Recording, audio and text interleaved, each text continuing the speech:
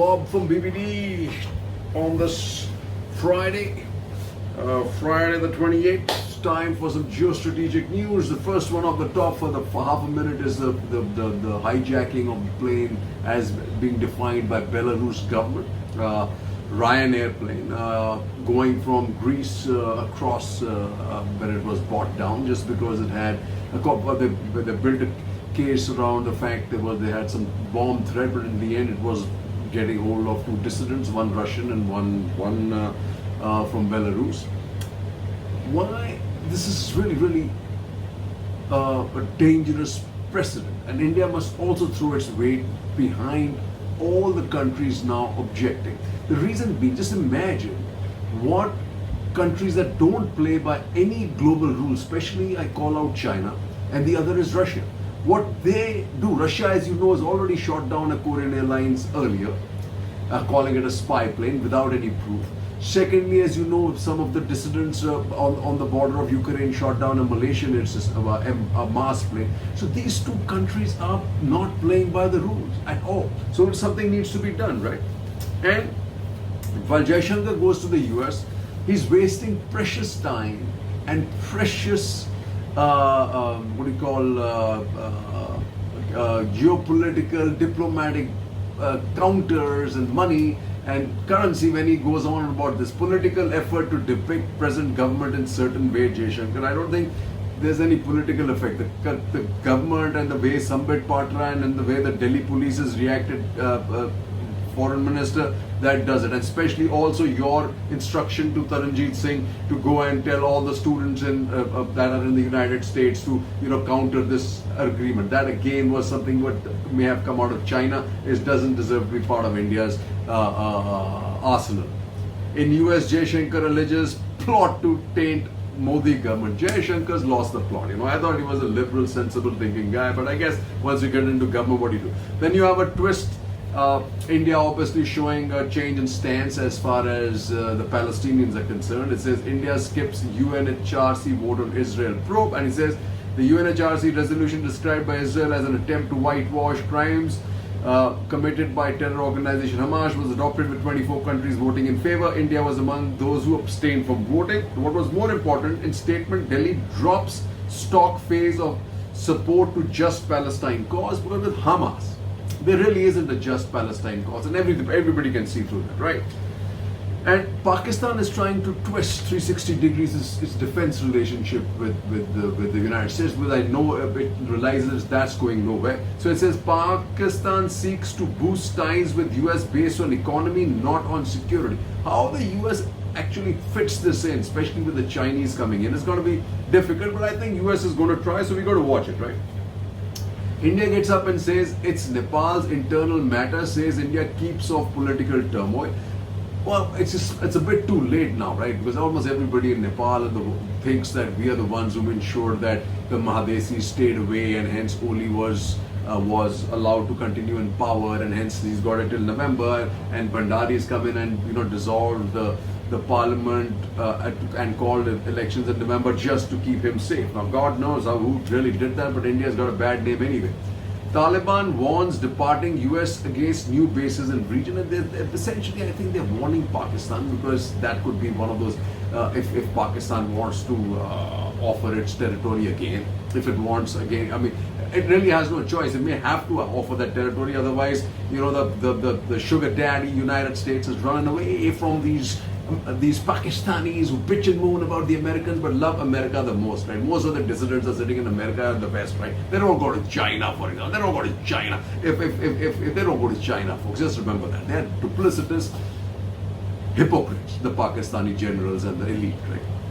The other part that is probably going to happen, as I said, is the United States is going to put its footprint in Central Asia, and I think India has to be there, right? And as India points out, as India meets people there, meets the establishment of the United States, external affairs minister, unease over US troop pullout from Afghanistan. Of course there is unease, right? Because at the same time, look what's happening. Pakistan, Taliban leader killed in Balochistan, says police, right? That region is in a flux. But whenever the United States pulls out, the good part is, when the United States pulling out, The main target area is gone. So this is going to lead to a lot of interesting warfare, and the losers, in my opinion, India will lose, right? A little bit, right? But the bigger losers are going to be Pakistan, China, Iran, and even maybe Russia and Central Asia. Now let's see how China is getting nailed. The other thing that's happening, interestingly, is the meeting that's being much touted between Putin and Biden in Geneva. What's critical to understand is, right, Russia may be the bad boy, it definitely is, right? But the important part that the United States probably understands from history is that it took them quoting China to break up USSR, and without really quoting and putting Russia in a neutral space, they really will not have a large amount of success with China. But here what's happening is with the virus. Let's talk about the virus first. Anecdotal incidents, right? Based on layman people like me, right? What did you have first? 2019 we heard, and now it's coming out of the public, that there was some lab assistants in Wuhan that had got infections which was very similar to corona, right? But what is important to note is, right, come December 2020, when this thing was going around in Wuhan, right, there was another investigative reporting done by somebody in India who suggested that outside of Wuhan, especially Shanghai and Beijing, a lot of the Chinese had been vaccinated with a peculiar vaccine, which kind of was something that we took when we were kids, right? And also you've got to remember is that when this thing happened, right, the slight delay that happened, that's the important part, is what the Chinese did to suggest that this was actually, it's not only escaped but probably then deliberately let out, right? Wuhan got shut down. Beijing, Shanghai, the rest of the country, you got to imagine, forget the rest of the world has got it pan India, pan America, pan Europe, pan Asia. But China, for some example, is just limited to Wuhan, and a lot of people have given it, oh no, it's because China has got tough control. I think that is a whole bunch of BS, right? And Xi is a murderer and a killer. He's probably, they don't really care. They killed 40 million of their own people during the Great Leap, and then subsequently the Cultural Revolution. Do you think they care about lives of the world? They absolutely don't. Xi doesn't. He has to be nailed. Why I say that is because while everybody else, where they were locking down the rest of the country, the biggest giveaway is why continue to allow international flights, which first led a whole bunch of people, residents of Wuhan, to Italy. Italy is another stupid country, right? It kind of, I remember the Prime Minister, everybody giving jappi puppy to these poor Wuhan citizens who the rest of the world was saying that they were spreading this virus, and he was giving jappi puppy. You know what happened to the Italian spread? Though he probably used this, I think, to cull his population of the older people. I think he also needs a huge bunch of blame, this Italian Prime Minister, whoever he was. But what was next, right? Because there's a huge bunch of connectivity between Italy and New York. That's why New York got hit, right? Similarly, these international flights were still coming onto the west coast of the United States, and they got hit. So, you actually know for a fact that this damn thing did not come out for bats, because there's no connectivity found till now. How that happened, how that jump happened, because by now, as most scientists will tell you, if there was that connectivity, it would have already come out. It's not happened so far, because China cannot, and that's why it's not allowing people in. So I feel that not only did it escape, I think it was deliberately then led to play havoc. Okay, so what do we say? We must know. Says there is a grim warning here about all gain-of-function research which goads pathogens into more dangerous avatars. Scientists must stop such Frankenstein work. But more immediately, a concerted global effort is needed to get the truth out of Wuhan. India has seen a devastating wreckage of lives and livelihoods from COVID.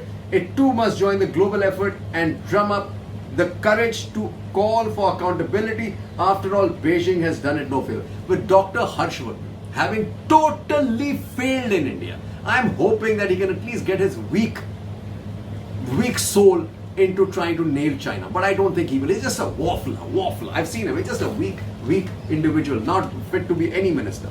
US-China row intensifies over COVID origin probe. What else said? This is Yashwantraj. A global row intensified amid renewed calls for an investigation into the origins of the COVID pandemic on Thursday, with Beijing accusing the Biden administration of playing politics. The US side claims that it wants China to participate in a comprehensive, transparent, evidence-based international investigation. And this is important, right? What's the other one? Biden calls for new US report on COVID-19 origin in 19 days. Asks Intel to redouble efforts to find whether virus emerged from lab. Chinese experts were probing coronavirus as bioweapons in 2015. This is another report that's come out, right? Warning went unheeded. This is a COVID panel. Says the catastrophic scale of the COVID-19 pandemic could have been prevented. An independent global panel concluded on Wednesday. But a toxic cocktail of dithering and poor coordination meant the warning signs went unheeded. And what about Ted Ross? Ted Ross is actually culpable of genocide in his country. Remember, folks, he still made it to the top courtesy China. So he owes them everything, right? He should be held culpable too. Early responses to the outbreak detected in Wuhan, China in December 2019 lacked urgency, with February 2020 a costly lost month as countries failed to heed the alarm and the panel. Okay. Now what do you have here? You have, what does it say? Chidaran Rajgatare, escape from Wuhan. Virus lab leak theory gains traction. Why does it gain traction? The Wuhan Institute of Virology not only collects and stores wild coronaviruses but also makes new variants with mixed traits. For some years it has been experimenting on a bat virus that is the closest known relative of the COVID virus. Okay, so everything is coming out. And what is it? Lab leak theory goes viral. This is Rupa Sengupta. Chinese authorities predictably repudiate the escape from Wuhan scenario, but elsewhere there's renewed focus on Wuhan's experiments with bat coronavirus, aided wittingly or otherwise by some US scientists and funding sources, including the US National Institute of Health. Gain of function research and particularly has reignited debate. Many scientists view SARS-CoV-2 as a suspiciously primed to target humans, or in Baker's words, seemingly selected for infectivity. Finally, it's said that Wuhan 4 studied bat viruses in not so stringent biosafety level 2 conditions and at times operated a PSL4 lab with inadequately trained staff. The risk: in-house infections. Going by a January 2021 US State Department document, some indisposed researchers apparently showed COVID-like symptoms in 2019. So this is what is the important part. The Chinese diplomacy, obviously, Wolf Warrior that it is, continues to go hard. A couple of things that's causing problems for them. Outright lies. China on report that it has probed weaponizing coronavirus. The other thing that they hate what's happening is the Quad. US Indo-Pacific strategy formation of cliques will cause chaos, says China. But I think that's like pot calling the kettle black. Quad, a small clique intended to target China, says Beijing. Defends warning to Bangladesh over joining group. Bangladesh for itself, I hope it makes its right choice, right? And question is, it's important. Yes, we do target China here. Eye on China, India, Australia and Japan to boost supply chain resilience. Impose Chinese checkers, India, US plan to boost trade ties, expand, smoothen global flows to counter pandemic. Jai Shankar, international cooperation for making vaccines must be enhanced against targeting China. On 5G, India's message to China: if you remain, so he says, and the message to China is consistent and clear. If you remain geopolitically hostile, don't expect business concessions. Absolutely not. And the US came in the right time. India's decision on 5G trials, sovereign one, says US, it had nothing to do with it, rightly so. China voices concerns after Huawei and ZTE debarred from 5G trials. Wow. And this is what the Chinese are up to. Stop price gouging by private suppliers. India tells you. I can tell you, folks, personally, the oxygen concentrators went from 470 pre-5th of May to almost $800 now, folks. That's the important part. After backlash, China deletes online post mocking India's COVID surge. It'll be a payback for them, right? And India also again here. India to China, restore frequency of cargo flights, stop surging prices of medical supplies. This is the reality of China, folks. And what's happening there? PLA sets up joint defense units near India border. They're not giving up. A lot of activity in Rutor country area, and there is also news of this some kind of a face-off which has been denied by us, right? Year after Pangong clash, China reinforces positions, rotates troops along LAC. China builds villages near LAC, strengthens military facilities. India keeping eye on PLA drill near East. Keeping tabs is no good, facts. We should go back to their Kalashes. China builds strategic border highway close to Arunachal. India on China. Jai Shankar moots diversification of supply chain. And you know why we need to do this for both solar and medicine. Indian solar companies are edge as Chinese vendors exit deals. Folks, Jai Hind, we need to build global supply chains for solar, vaccines and pharma for sure, and semiconductors. Cheers.